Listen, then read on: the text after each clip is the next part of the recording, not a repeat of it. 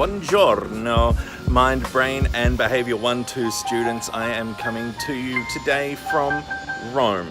I'm heading to a psychiatry conference that I'll bring you along to in the next vlog post. In this episode of the Mind, Brain and Behavior 1 vlog, I caught up with Dr. Jo Robertson. She is a neuropsychologist and she's going to talk to you about how she uses what she learned in Mind, Brain and Behavior 1 many moons ago in her everyday practice as a clinician and as a researcher. Okay everyone, we have been joined by Dr. Jo Robertson, and Jo is actually a previous Mind, Brain and Behavior 1 student. Say hi, Jo. Hello.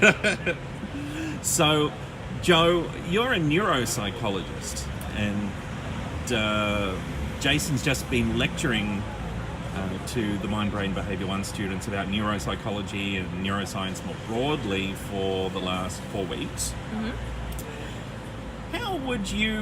What does a neuropsychologist do?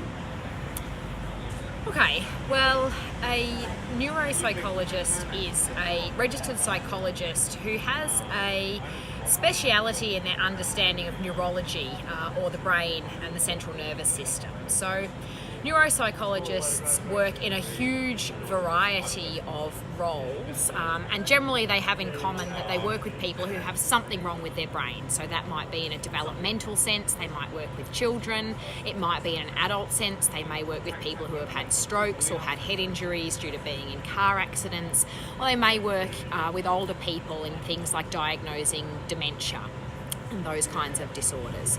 So basically any kind of population of people that have something wrong with their brain is likely to need neuropsychology input to some extent. So neuropsychologists are involved in assessing people's cognition, their thinking skills, and also their emotions and their behaviour, and looking at the neurological aspects that underpin those things. It's a really broad field, isn't it? It's broader than you might expect on the surface. Absolutely, and there aren't many neuropsychologists. It's a relatively small field, but our knowledge base is pretty varied. You've got a unique work experience as a neuropsychologist in that on a weekly basis you would work in both research and governance of research and clinical work as well, don't you? That's right, yes. I work for the Florey Institute of Neuroscience and Mental Health, so that's a job I've had for a long time, almost 10 years. I got a job as a research assistant when I was writing up my PhD, and I thought it would be really miserable actually. I thought that I would hate working with people with Alzheimer's disease and it would be really depressing, and I intended to do it for 1 year and then be out of there. Really? That's true. Wow. And almost 10 years down the track, I coordinate the neuropsychology team at the Florey Institute and our clinical and cognitive output of our Alzheimer's disease research program. So we have a team of people who are interested in preclinical diagnosis of Alzheimer's disease and identification of participants to put in drug trials to try and actually interfere with the process and reverse or prevent the damage of Alzheimer's disease in the brain. So that's 3 days a week now, and for about the last year I've also been working at the Royal Melbourne Hospital in their community mental health team. So I work with people who are over the age of 65, they have a previous history of some kind of psychiatric disorder like schizophrenia or another psychosis or depression or anxiety. And now in their later life, they're also showing signs of cognitive decline on top of that. And it's my job to try and work out, what's going on for them at the level of their brain in terms of whether they have a neurodegenerative process or their symptoms can be explained by their long-standing psychiatric disorder. That is fascinating. That makes me want to be a neuropsychologist. It's a really good job. All this way from Mind, Brain, Behavior 1, and way back in the day, Jo and I actually did our honours degree together, didn't we? We did, 2006. So 2006? Yes, so that was a very, very long time ago now. And I have to say, I did not think, back in 2006, this is where I would be today. So, as a veteran of the Mind, Brain and Behavior 1 program, both originally as a student and then later as a tutor with myself back in the day. What advice would you give to students who at this point of semester are probably feeling very overwhelmed by the amount of content that Jason has delivered about the brain? Wow. Well, how to unpack that question? Jason Fort wasn't lecturing psychology when I went through, but we had another Jason who was more or less responsible for the same parts of the course. He was named Jason Mattingly. And I walked out of my first ever undergraduate Mind, Brain, Behavior 1 lecture by him and thought I needed to change courses because I understood about 3 words of what he had said. Having said that, I stuck through the rest of his lectures, and even though there was quite a lot of it that I found difficult to understand, it's something that the bits that I did understand, I was really passionate about. They were exciting and interesting to me, and that really motivated me to do the best I could to try and get my head around it, to stick with it. And I'm super glad that I did. My natural abilities don't lie in things like chemistry and physics and neuroscience. I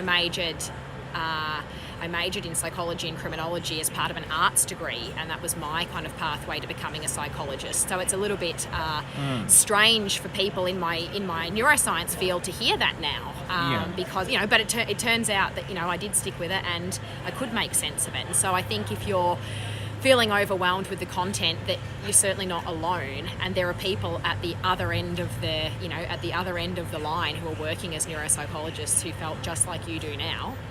Absolutely. When they went through. And so it sounds like it didn't necessarily all click immediately. Definitely not. Had to take some time, let it sink in, revise and so forth, and later on it sort of started to make sense. Half of the things Jason says to me today I still don't understand. Oh, completely.